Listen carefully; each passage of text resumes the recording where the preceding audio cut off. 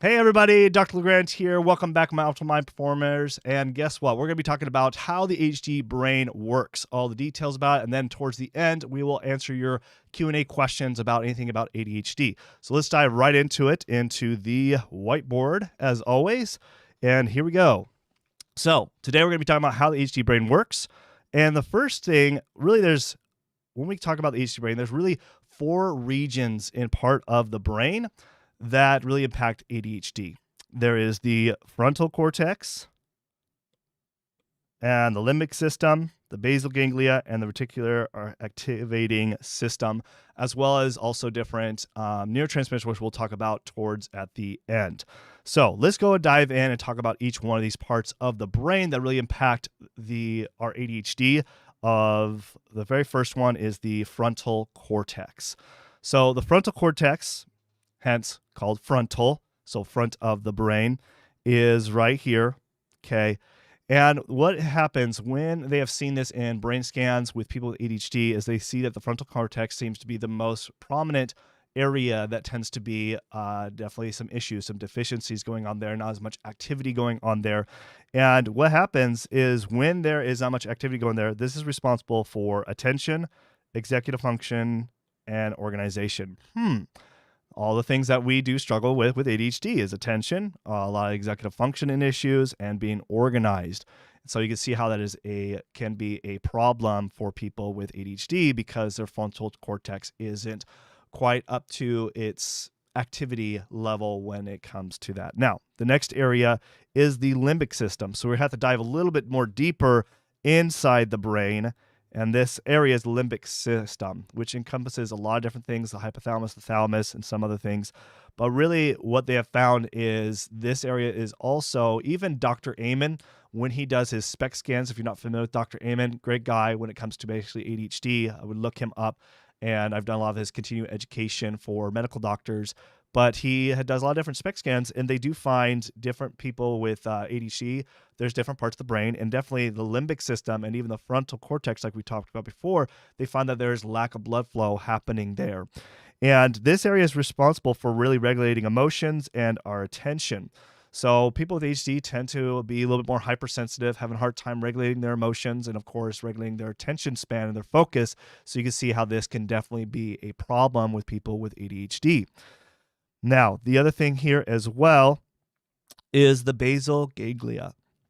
So the basal ganglia is also more in-depth into the brain.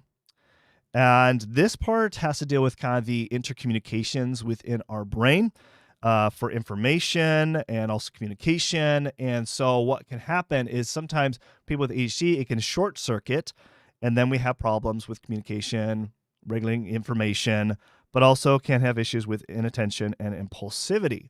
So especially with kids, when we see this can be also an issue. Now, again, these are not, everybody with ADHD has issues with every single one parts of these brains. These are just done by, the brain is very complex, and so it isn't a concrete science when it comes to this. And so therefore, we have to realize that every person with ADHD isn't going to have all 4 of these areas, parts of the brain, as an issue. It's just this is more common that we see these parts of the brain tend to be an issue with people with ADHD when they've done brain scans and looking at the brain over different research studies. Okay, so that's basal ganglia. The next one is the reticular activating system. So the reticular activating system, there's lots of different systems that do communication back and forth between the brain and the body, but this one in particular seems to be more deficient with people with ADHD. And some of the big things is it is a major relying system for communicating back and forth with our ADHD brain. Our brain and our body. And then when this is deficient, problems that we see is inattention, impulsivity, and even hyperactivity can be an issue when we see this. Okay, so these are the 4 areas of the brain. So let's talk about more of the brain chemistry and how that is a problem as well. So moving on to the different types of neurotransmitters. Now, most common that we do see, especially with ADHD, is dopamine and norepinephrine. So norepinephrine and dopamine are very interconnected, and this has to do with a lot with our reward and pleasure pathway with dopamine. Now, norepinephrine also is responsible for also dealing with a lot of our different stress. Okay, so we do see this a lot across the board, but from my personal experience running a lot of these different tests to see different imbalances of neurotransmitters, it isn't just dopamine and norepinephrine, and it's not always the case as well. Sometimes I see dopamine levels can be fine, but guess where I do see it more often of an imbalance is phenethylamine. Okay, so phenethylamine, is also an amino precursor, such as, implementing phenylalanine. And phenylalanine is definitely an amino acid that I see that is very deficient. And they have actually seen this more common with people with ADHD. And I would say even from my experience running these tests, I see this as more common in people with ADHD than seeing a low dopamine level. Now, I still see about 50+% or even less people with ADHD having low dopamine levels and norepinephrine levels, but I see more often than not is the PA levels being low. Okay. Another ones that can be also low is L-tyrosine. Now, obviously, that's not a neurotransmitter. That is an amino acid.